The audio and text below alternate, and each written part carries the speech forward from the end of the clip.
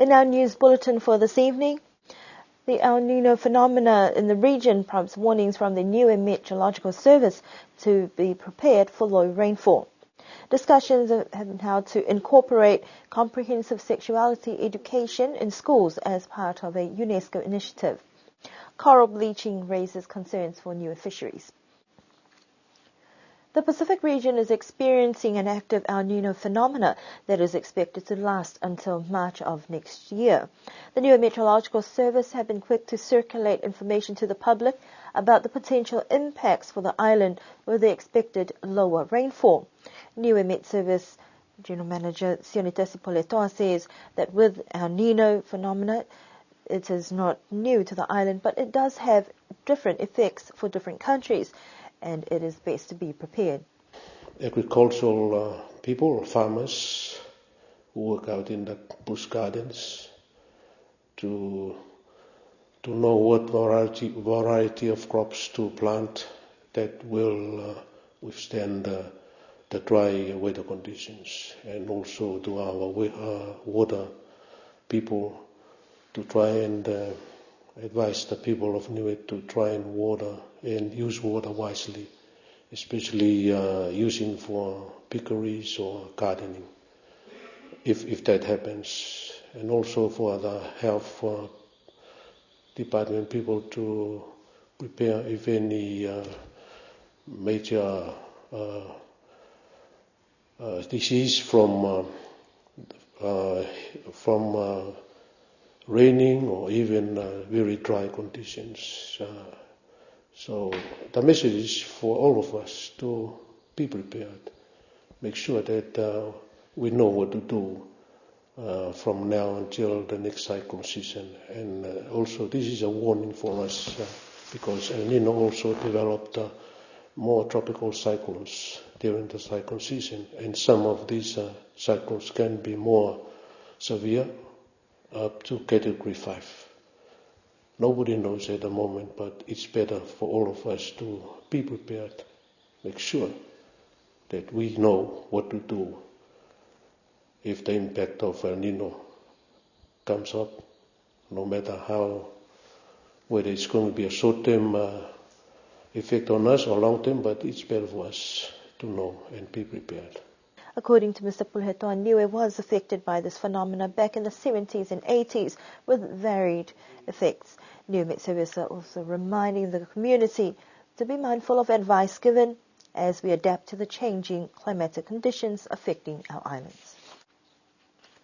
Comprehensive sexuality education in schools is at the core of a regional UNESCO program that will include Niue.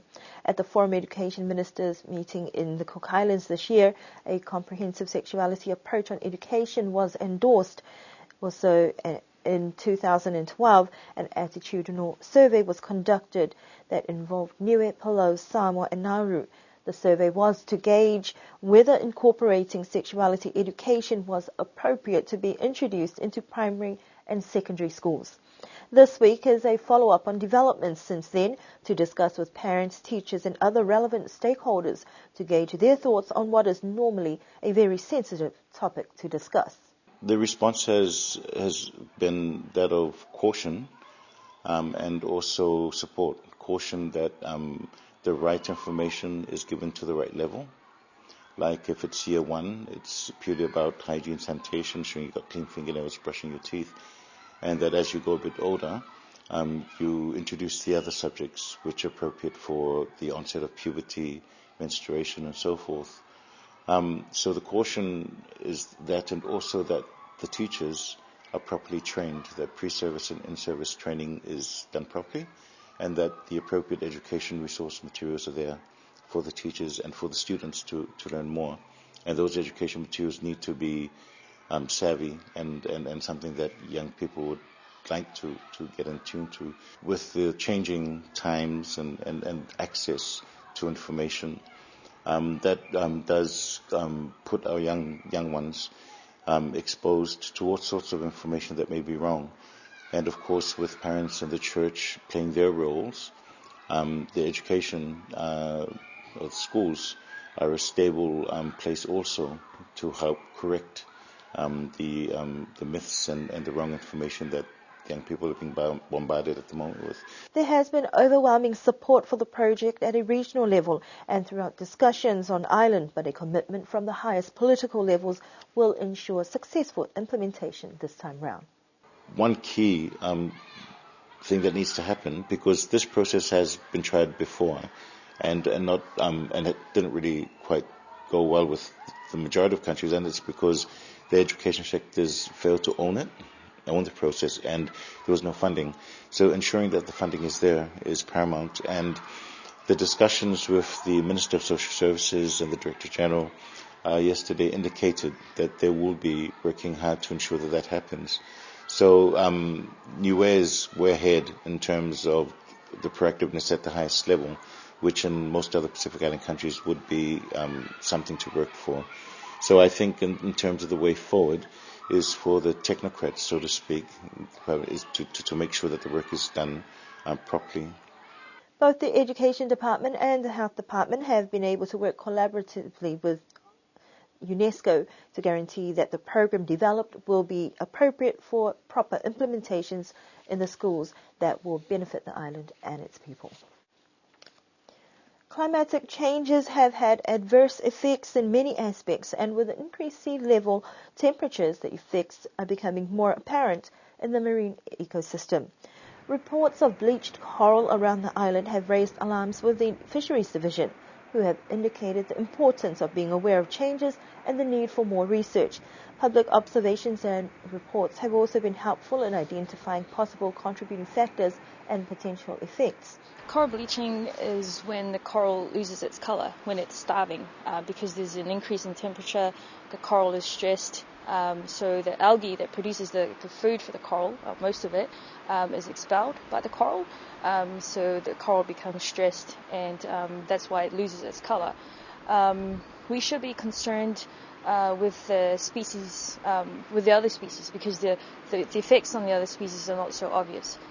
Like the coral, we can actually see that the coral has lost its color, it's under stress, but with fish species, for example, we're not going to know if they're going through, if their reproductive cycles are affected or their feeding behaviors are affected. We're not going to know straight away. We've had reports from fishermen or women that go out fishing of species numbers declining because their catch rates are declining, and those are the reports that we get, and we should be concerned. We've actually had reports, and we actually can see it here down at the wharf, decoloration of coral. Some reports come from the other side of the island, around Hakupu area, of coral bleaching.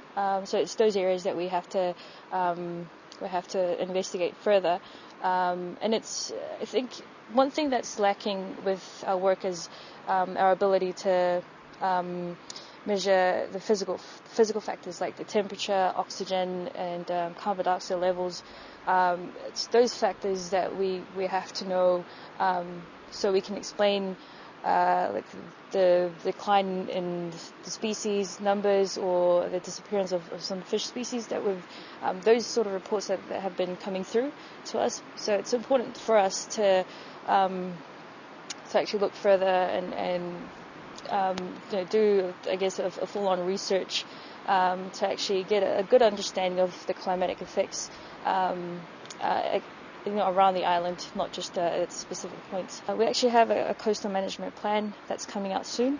So with that plan, we have set out a lot of data programs, monitoring programs, and surveillance programs, just for us to always have an understanding of what's happening out there, and for us to be able to, like I said before, advise, give people the best advice that we can from what we know about the environment.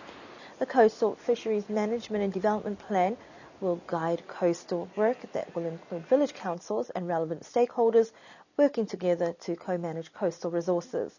Fisheries urge members of the public to keep them informed of any decline in species numbers or changes to enable them to get more information and provide more advice. And those are our news stories for this evening.